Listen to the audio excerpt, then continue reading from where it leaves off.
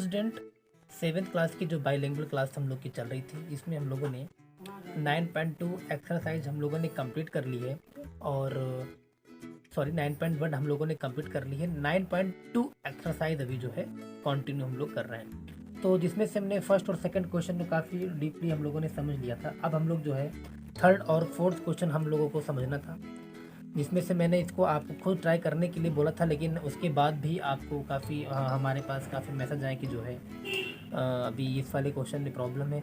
तो देखिए, ये सिंपल सा कॉन्सेप्ट है, कुछ भी नया नहीं है इन क्वेश्चनों में। अगर आपको जब तक ये समझ में नहीं आएगा कि पैरालाइंस क्या होती हैं, ट्रांसवर्सल क्या होती हैं, alternate, corresponding, vertically opposite, interior opposite angle, इन सब की वैल्यू, तो आप पहले इसको क्लियर कीजिए अच्छे से एकदम। आप एक बार, दो बार, तीन बार, बार बार पूछिए, तब आप क्वेश्चन पे आइए, तब आप क्वेश्चन को सॉल्व कीजिए।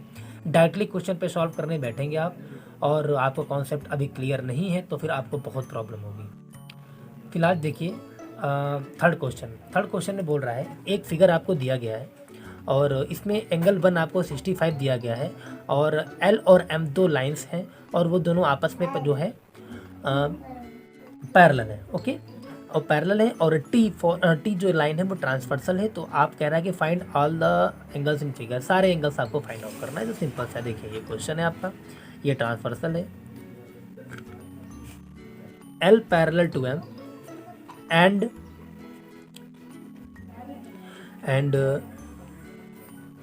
T is a transversal line. Okay, देखिए अगर हमारा जो ये 65 एंगल है, बहुत सारे हम बहुत तरीक़ों से निकाल सकते हैं। अगर ये मेरा 65 एंगल है तो आप हमें ये बताइए ज़रा सा कि जो एंगल आपका 3 होगा, जो एंगल, देखिए मैं कोई भी एंगल आपसे पूछ सकता हूँ कि जो यह एंगल 1 आपको गिवन है, इस एंगल का रिलेशन 2 से क्या है, एंगल 1 का रिलेशन 3 से क्या है, इस एंगल 1 का रिलेशन एंगल 4 से क्या है, तो आप एंगल 1 का रिलेशन एंगल 5 से क्या है, एंगल 1 का रिलेशन एंगल 8 से क्या है, तो आप कोई भी टाइप से आप लगा सकते हो। आपको इजी करने के लिए आप कहीं से भी स्टार्ट कर सकते हो। देखिए एंगल 1 मैं एंगल 3 के इक्वल कर रहा हूँ, एंगल 1 एंगल 3 के इक्वल है, क्यों है, because angle 1 and 3 are vertically opposite. देखिए कोई इसमें टफ क्वेश्चन नहीं, vertically opposite. In case angle 1 अगर आपका 65 है तो एंगल 3 भी आपका 65 ही होगा, एंगल 3 जो है आपका 65 डिग्री ही होगा। सिंपल सा क्वेश्चन है, ये भी आपका 65 आ गया।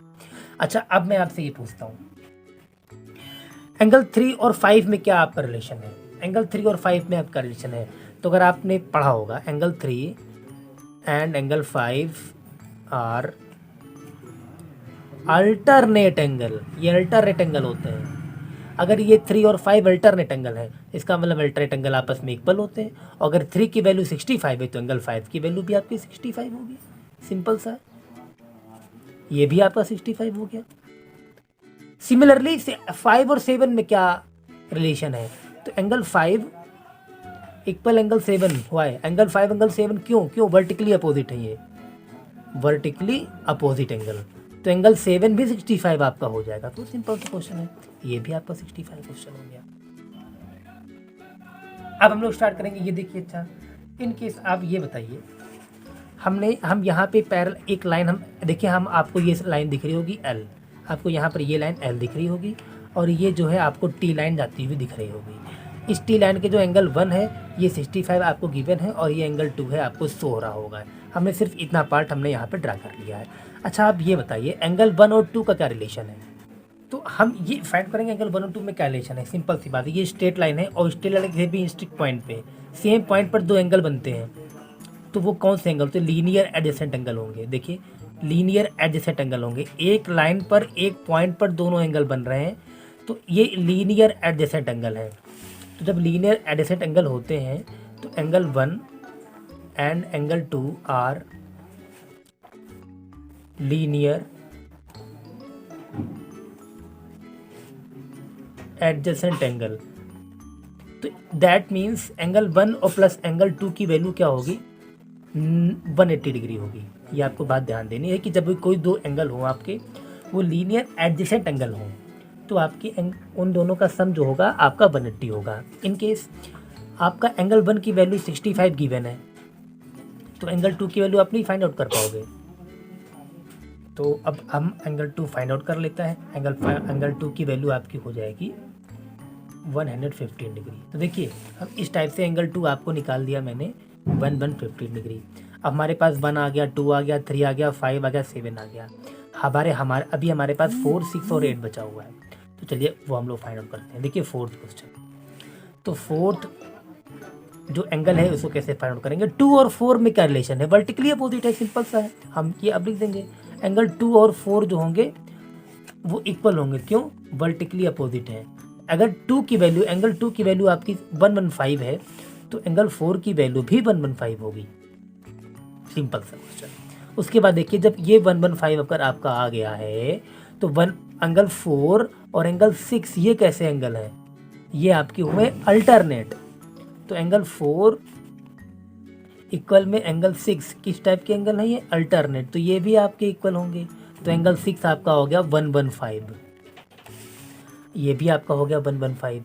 अब देखिए ये एंगल 6 और एंगल 8 है, ये आपस में कैसे रिलेशन रख रहे हैं, इनका आपस में रिलेशन कैसा होगा, ये वर्टिकली अपोजिट एंगल होगा। तो एंगल 6 और इक्वल में एंगल 8 कैसा है एंगल, ये वर्टिकली अपोजिट। तो एंगल 8 भी आपका जो है किस टाइप का एंगल हो, क्या वैल्यू क्या होगी आपकी 115 डिग्री। सिंपल सा क्वेश्चन है। तो इस टाइप से देखिए हमने सारे एंगल फाइंड आउट कर लिए हैं। अब से पहले हमने जो है एंगल 3 फाइंड आउट किया, उसके बाद जो है हमने एंगल 5 देखिए फाइंड आउट किया, फिर हमने 7 फाइंड आउट किया, फिर हमने जो है एंगल 2 फाइंड आउट किया, फिर उसके बाद हमने 4 फाइंड आउट किया, और उसके बाद हमने 6 और after that 8 angle find out किया। इस टाइप से हमारा क्वेश्चन कंप्लीट होता है। और ये बहुत सिंपल था, बहुत इजी है। आपकी जो है जो दो पैरेलल लाइंस गिवन थी और ये ट्रांसवर्सल थी, ये एंगल आपको फाइंड था। तो ये वाला एंगल, ये वाला आपका जो है अल्टरनेट होगा क्योंकि ये दोनों पैरेलल है, सॉरी अल्टरनेट, ये वर्टिकली अपोजिट होगा। और उसके बाद ये जो एंगल 1 होगा ये यहाँ का करस्पॉन्डिंग होगा, लेकिन मैंने ये यूज़ ही नहीं किया, मैंने तो डायरेक्ट ऐसे निकाला है। मैंने इसको वर्टिकली अपोजिट, फिर इसको करस्पॉन्डिंग, फिर इधर वर्टिकली अपोजिट, फिर उसके बाद मैंने क्या फाइंड आउट किया था कि अगर ये एंगल 1 है तो 2 कैसे निकाला जाए। तो मैंने देखा कि ये स्ट्रेट लाइन है, स्ट्रेट लाइन में किसी भी पॉइंट पर जो एंगल बने होते हैं वो लीनियर एडिशन एंगल होते हैं और उन दोनों का सब 180 होता है। इन केस अगर ये 65 है तो ये 180 से घटा के हम लोग ये निकाल देंगे। इस टाइप से हम लोग सारे क्वेश्चन कर लेते हैं। तो चलिए हम लोग आते हैं अपने अगले क्वेश्चन पे। देखिए नेक्स्ट क्वेश्चन में क्या कह रहा है कि फिगर आपको दिया गया है जिसमें ए बी और सी डी पैरेलल है। जो ये आपकी जो ए बी और सी डी है ये लाइन्स पैरेलल है। उसके बाद पी क्यू और आर एस आपको पैरेलल गिवन है, P Q and R S आपको गिवन है, और ये दोनों लाइन पैरेलल हैं आपस में। ये लाइन इस लाइन के पैरेलल है, ये लाइन इस लाइन के पैरेलल है। और आपसे पूछ रहा है कि एक्स वाई और जेड, यहाँ पर कुछ अननोन एंगल दिए गए हैं, एक्स वाई और जेड ये आपको फाइंड आउट करने हैं। तो देखिए कैसे स्टार्ट करेंगे। सबसे पहले हम लोग करेंगे क्या, सबसे पहले हम लोग एक चीज़ लेंगे, जैसे कि हमने लिया ए बी और सी डी को पैरेलल लिया, मैंने ए बी और सी डी को पैरेलल लिया, दैट मीन्स ए बी और सी डी ये पैरेलल लेते हैं हम लोग। सॉरी पहले हम लोग पी क्यू और आर एस को लेते हैं, वो इजी ज़्यादा रहेगा, P Q and R S को ज़्यादा सिंपल रहेगा हम लोग के लिए। देखिए